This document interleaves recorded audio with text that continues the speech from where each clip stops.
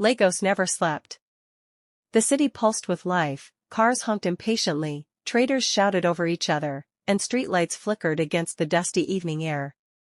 From the top floor of a gleaming glass skyscraper, Solomon watched the chaos below. Inside his spacious office, the air was cool, the silence heavy. Across from him sat Adams, his closest friend, or at least, he had been. "You changed the documents?" Adams' voice was steady, but his hands curled into fists on the polished desk. Solomon leaned back, adjusting his gold wristwatch. "Adams, it's just business." "Business?" Adams' voice cracked. "We built this company together. You promised, we agreed on 50-50. Solomon sighed, feigning sympathy. "And look where we are now. We have more power, more wealth. I had to make some adjustments." Adams shook his head in disbelief. Just a few years ago, they had been nothing, two young men with big dreams. They had spent sleepless nights drafting plans, working through setbacks, celebrating every small victory. And now, after everything, Solomon had rewritten their partnership agreement, erasing Adams' name from ownership. "You lied to me," Adams whispered. Solomon stood and walked to the floor-to-ceiling window, his gaze sweeping over the city. "I didn't lie. I protected us. You think too small, Adams. You were never ready for the next level." Adams let out a bitter laugh. "The next level? What does that even mean? Selling your soul? Stabbing the people who built this with you?" Solomon turned, his expression unreadable. "It means power. Real power. The kind that doesn't come from playing fair." Adams exhaled sharply. "And what happens to me?" Solomon finally smiled, that same confident, charming smile that had won over investors and politicians. "I'll make sure you're comfortable. You won't go hungry." Adams scoffed. "You're throwing me crumbs from the table I helped build?" Solomon's smile faded. "That's the way the world works, Adams. You should be grateful." Adams stood abruptly, his chair scraping against the marble floor. His eyes burned with betrayal. "I was your brother, Solomon. But I see now, I was just a stepping stone." Without another word, he turned and walked out, the heavy office door slamming behind him. Solomon exhaled slowly, then picked up his phone. "It's done. Adams is out." A deep voice chuckled on the other end. "Good. You're ready for bigger things now." Solomon leaned back in his chair, a smirk playing on his lips. He had won. He had everything he ever wanted. Or so he thought. Solomon didn't start as a ruthless businessman. There had been a time when he and Adams were equals. Back then, they were just two ambitious young men trying to make it in a city where only the strongest survived. They had met years ago at a networking event, both hungry for success. Adams had the vision, Solomon had the charm. Together, they had convinced investors to believe in them. At first, every penny they earned went back into the company. They had worked in a tiny office with barely enough space for two desks. When they landed their first big deal, a luxury apartment complex in Victoria Island, they had celebrated with cheap fried fish and soft drinks, laughing about the future. But success changed things. The more powerful they became, the more Solomon realized that power alone wasn't enough. Influence mattered. Connections mattered, and sometimes, the fastest way to the top wasn't the cleanest. That was when he met Chief Femi. Chief Femi was a man of influence, feared and respected in equal measure. He had money, political ties, and the kind of power Solomon craved. One evening, at an exclusive event, the chief had pulled Solomon aside. "You have potential, young man," he had said, his deep voice smooth as whiskey. "But potential isn't enough. If you want to play in the big leagues, you need to make hard choices." That night, Solomon had listened carefully. The chief had taught him that loyalty was a weakness, that hesitation was failure.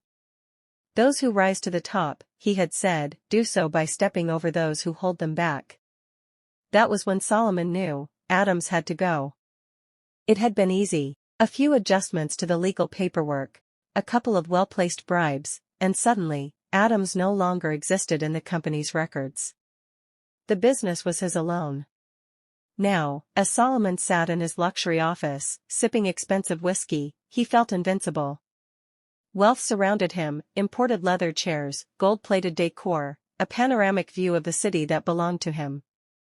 His assistant, Evelyn, knocked softly before entering. "Sir, your 8 p.m. meeting is here." "Send them in," Solomon said, his voice smooth. A group of men walked in, businessmen, politicians, men who operated in the shadows. They shook hands, exchanged pleasantries. Deals were discussed, secrets shared. This was his world now. As the meeting wrapped up, Chief Femi stayed behind. "You did well with Adams," he said, lighting a cigar. "But don't let your guard down. Success is fragile." Solomon smiled. "I'm not worried, Chief. I control everything now." The chief exhaled a cloud of smoke, studying him. "Let's hope you're right." As the older man left, Solomon leaned back in his chair. He had played his cards perfectly, no one could touch him. But outside his office, in the darkness of the city, things were already shifting. Whispers spread, alliances changed, and unseen eyes watched. Solomon had climbed to the top, but the higher you rise, the harder the fall. And his fall was coming. From the top floor of his skyscraper, Solomon admired the view of the city, a glass of whiskey in his hand. He had done it, he had built an empire. But as he took a sip, the taste felt different. The whiskey was the same, the view unchanged, yet something bit at him. Paranoia. He had felt it creeping in ever since Adams walked out of his office that night. It had started small, an uneasy feeling, whispers in places they shouldn't be. But now, it was growing louder. He felt eyes on him, even when he was alone. He turned away from the window and pressed a button on his desk. Moments later, Evelyn entered. "Sir, the investors are waiting for you in the conference room." Solomon nodded, running a hand over his neatly trimmed beard. "Tell them I'll be there in 5 minutes." As she left, he picked up his phone, scrolling through messages. Then he saw it. A new one, from an unknown number. "You took everything from me. Now it's your turn." His grip tightened around the phone. He deleted the message and headed to the meeting. The conference room was filled with powerful men, investors, government officials, and businessmen who played in the shadows. They all respected Solomon, not because they liked him, but because he was useful. "As you all know," Solomon began, "we have an opportunity to expand into the oil sector. The contracts are ready, but we need the governor's approval." One of the men, a bald politician with a deep voice, smirked. "Governor Musa won't sign anything unless his pockets are full." Solomon chuckled. "That's already taken care of." The room erupted in laughter. Deals were discussed, agreements made. But just as the meeting ended, Chief Femi pulled Solomon aside.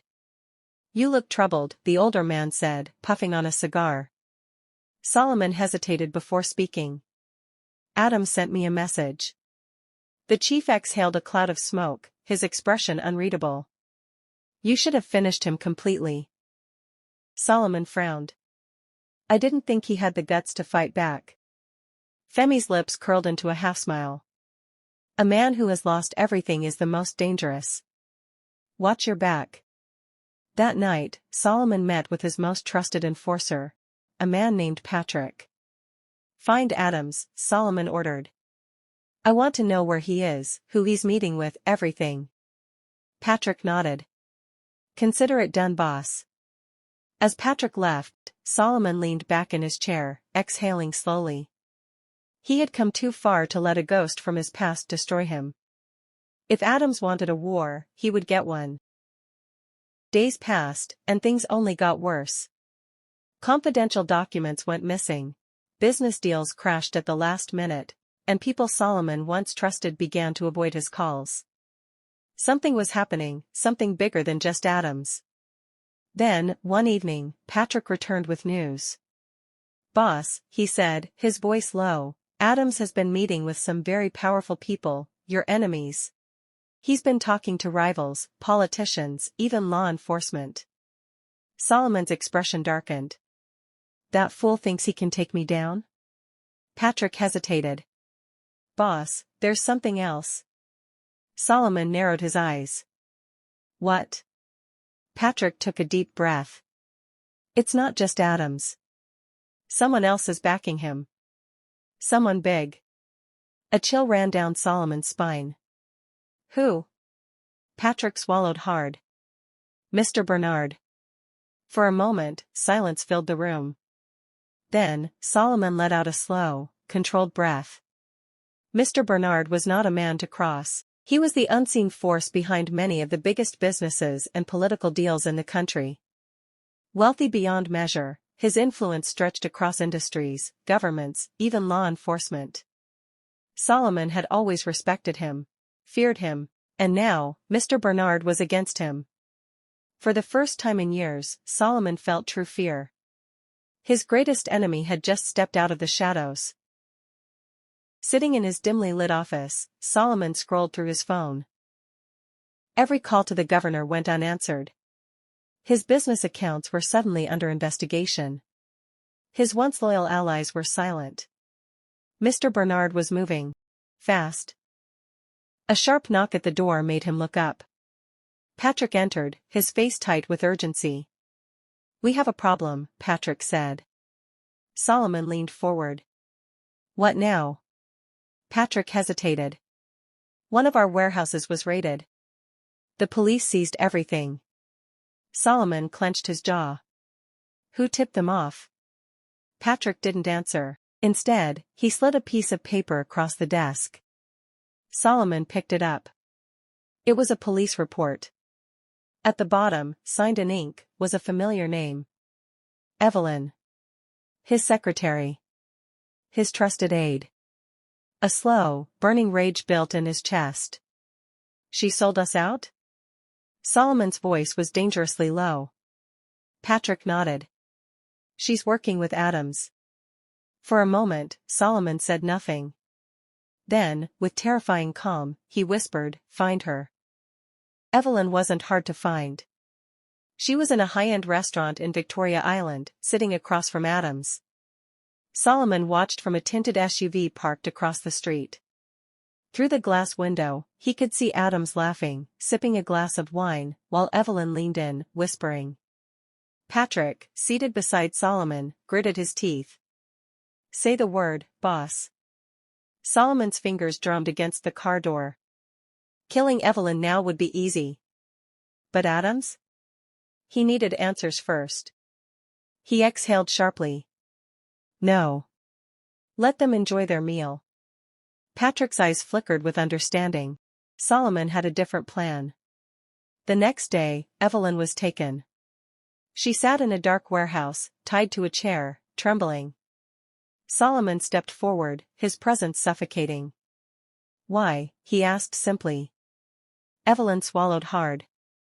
Mr. Solomon. I had no choice. There's always a choice, Solomon said coldly. Tears welled in her eyes.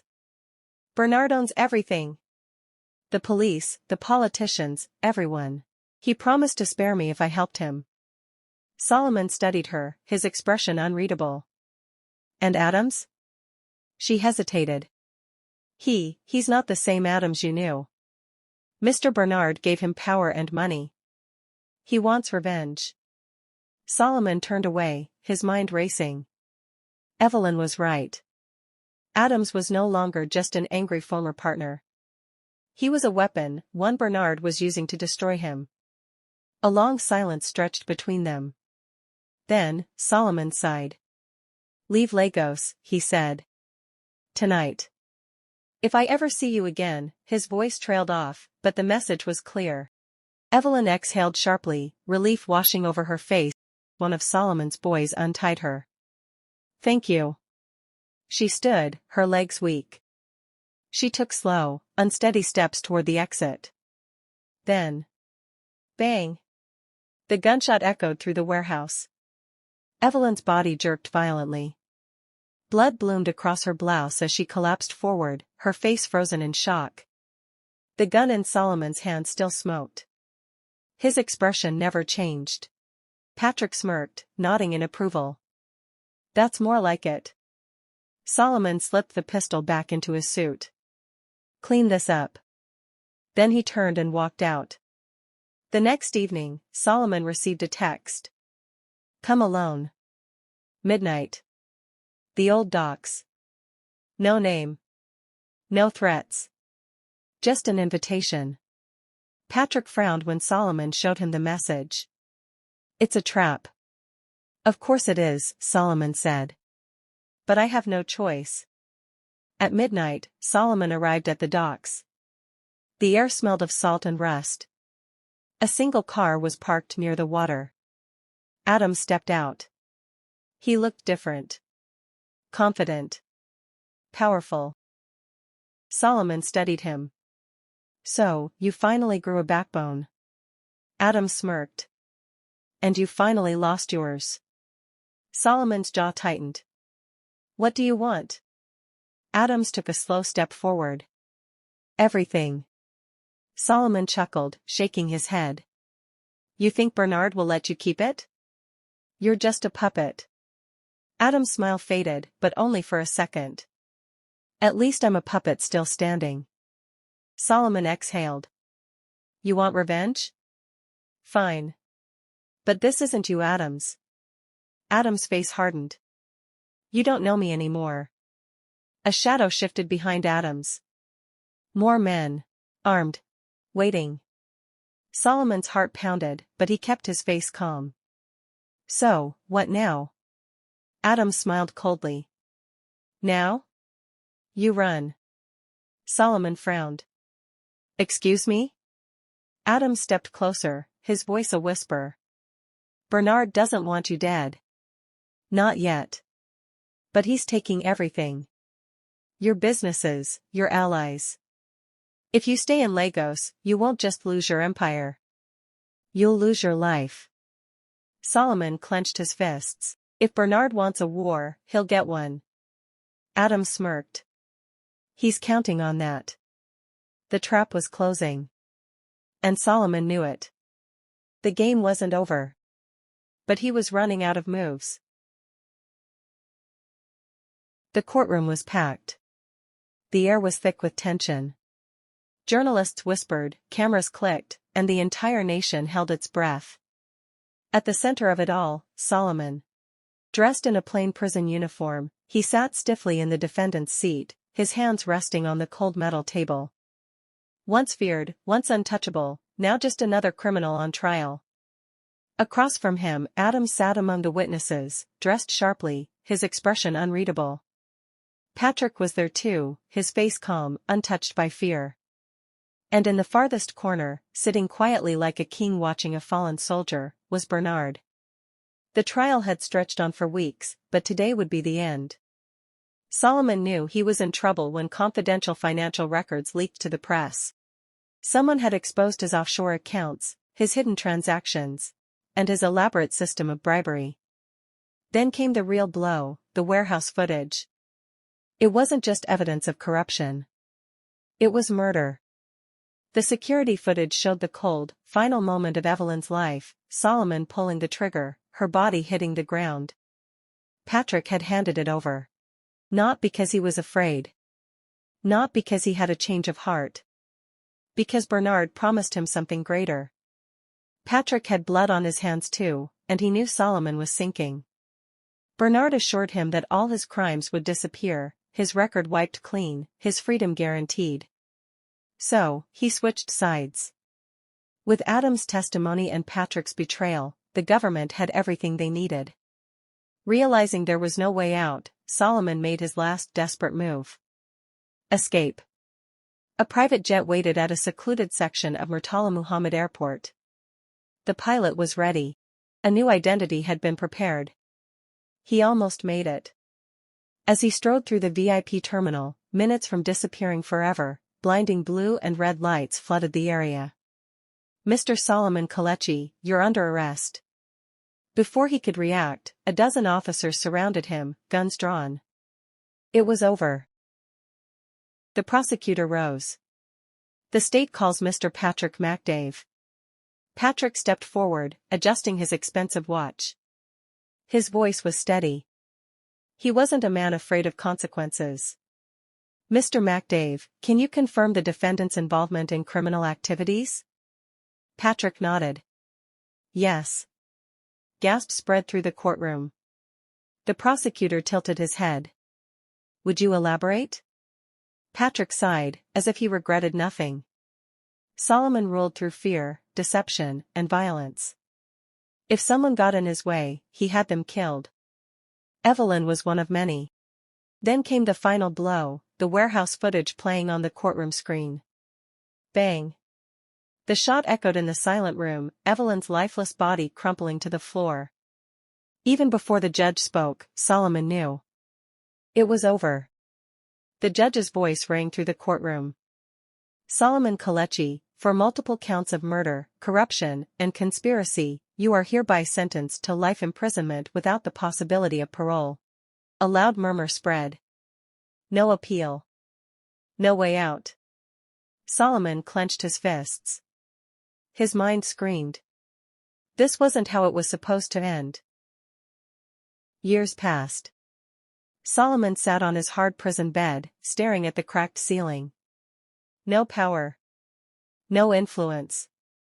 Just another forgotten man rotting in a cage. Outside, Lagos moved on. Bernard still ruled from the shadows. Patrick walked free, his crimes erased. Adams lived his new life. No one spoke Solomon's name anymore. His empire was gone. His kingdom was dust. And the world no longer cared.